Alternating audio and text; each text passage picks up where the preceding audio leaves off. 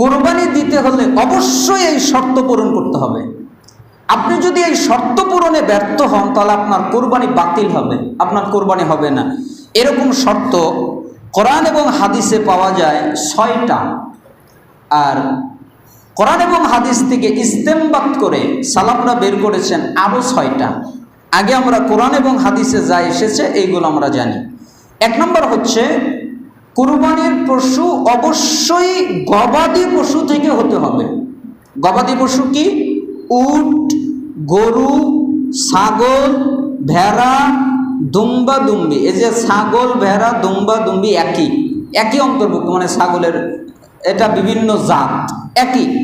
তাহলে উট, গরু, ছাগল, ভেড়া, দুম্বা দুম্বি এইগুলো ছাড়া আপনি যদি বলেন তাহলে গাধা দিয়ে কোরবানি দেই, তাহলে ঘোড়া দিয়ে কোরবানি দেই। ওই যে হাদিস আছে না যে রাসূল সাল্লাল্লাহু আলাইহি ওয়াসাল্লাম এক যুদ্ধে সাহাবীরা গাধার গোশত খেলেন কিন্তু তিনি কিছু বললেন না, এজন্য বিভিন্ন জায়গায় গাধা জবে করে, তাই না? ঘোড়া জবে করে, ঘোড়া কেটে জবে করে। ঢাকায় তো এই নিয়ে অনেক তোলপাড়।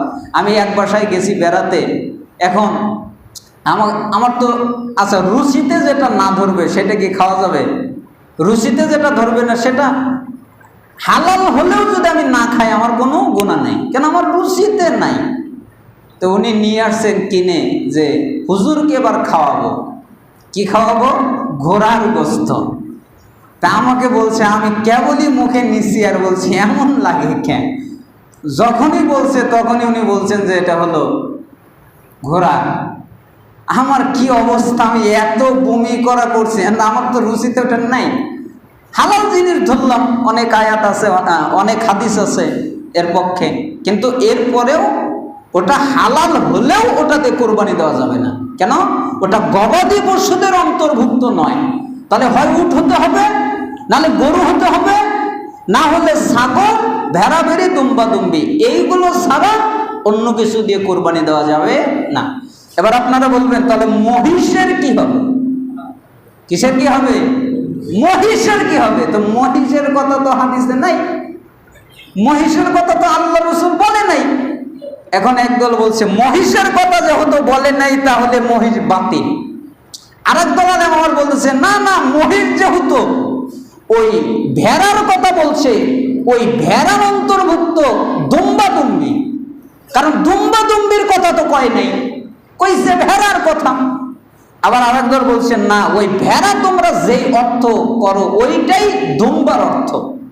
আবার আরেক দল বলছে যে না না না, এটা তাদেরই অন্তর্ভুক্ত। আবার আরেক দল বলছে যে না, এতে কোনো অসুবিধা নেই। কেন? ওই মহিষটা গরুর অন্তর্ভুক্ত, মানে গরুর সাথে কিয়াস করে জায়েজ। মানে এখানে কিন্তু স্পষ্ট দলিল নেই, এজন্য আমরা বলছি ভেজালে যাওয়ারই দরকার নাই। কোরআন হাদিসে যা আছে তাই নেন। আছে সুন্দর উটের কথা, উট দেন, না পারলে গরু দেন, না পারলে ছাগল দেন, ভেড়া দেন, বাস। আমাদের দেশে যেটা সহজলভ্য এটা দেন। আরব কান্ট্রিতে যদি থাকেন তাহলে দুম্বা দুম্বি দেন, কোনো অসুবিধা নেই, আপনার ইখতিলাফে যাওয়ার দরকার নেই। তবে আলেমগণ ওটাকে মহিষকে জায়েজ বলেছেন, আবার কেউ নাজায়েজও বলেছেন, মানে দুটাই মত আছে। চূড়ান্ত সিদ্ধান্ত নেওয়ার অধিকার আমার নাই। কেন নাই? হাদিস নাই। হাদিস না থাকলে আমি চূড়ান্ত সিদ্ধান্ত দিতে পারবো? এজন্য আমি জায়েজও বলতে পারি না, না জায়েজও বলতে পারি না। তাহলে প্রথম শর্ত হচ্ছে অবশ্যই গবাদি পশু থেকে হতে হবে।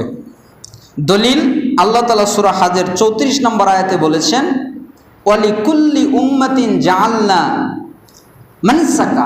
মানাসাকান, মানে রাসূল সাল্লাল্লাহু আলাইহি সাল্লাম এই মানসাক মানে কুরবানির নিয়ম করে দিয়েছেন, যাতে তাদেরকে যে জীবনকরণ স্বরূপ চতুষ্পদ জন্তু দেওয়া হয়েছে ওর উপরে যেন আল্লাহর নাম উচ্চারণ করেন।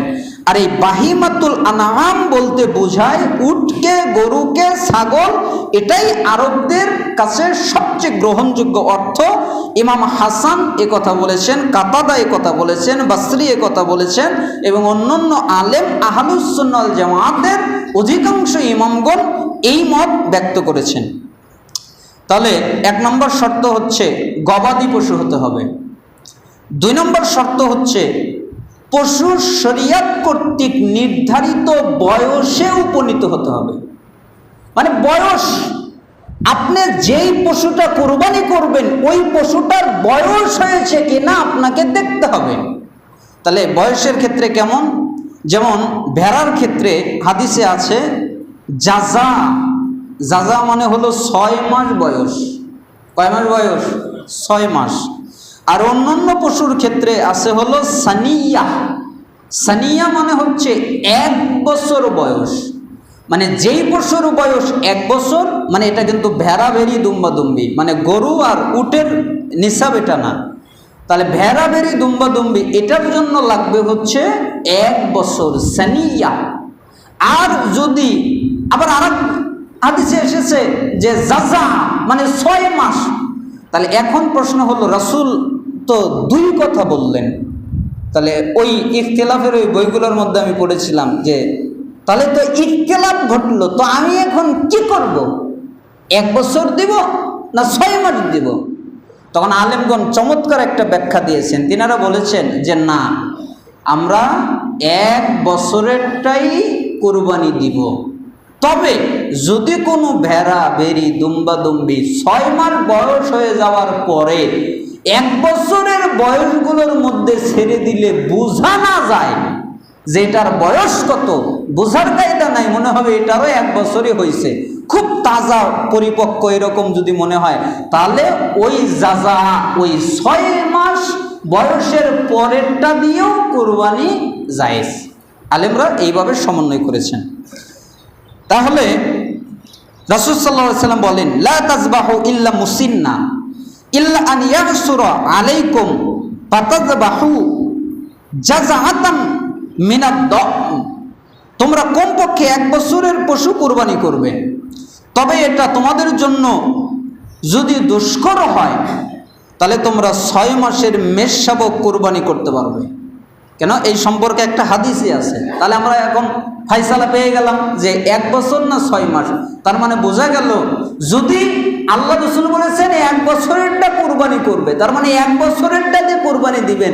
যদি না পাও, যদি না পাও, আপনি পাইছেন এরপরে 6 মাসেরটা নেবেন, তখন আপনার জন্য উচিত হবে না। কেন?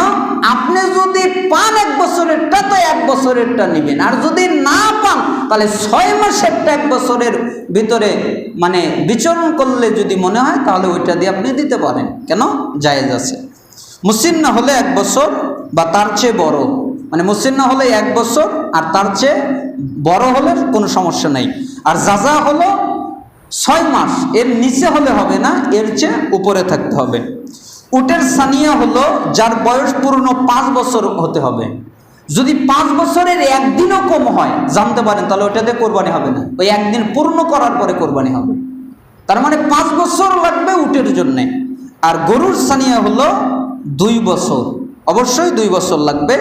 ছাগলের সানিয়া তো আমরা জানলাম যে 1 বছর, আর যদি পাওয়া না যায় তাহলে জাজা, যার বয়স পূর্ণ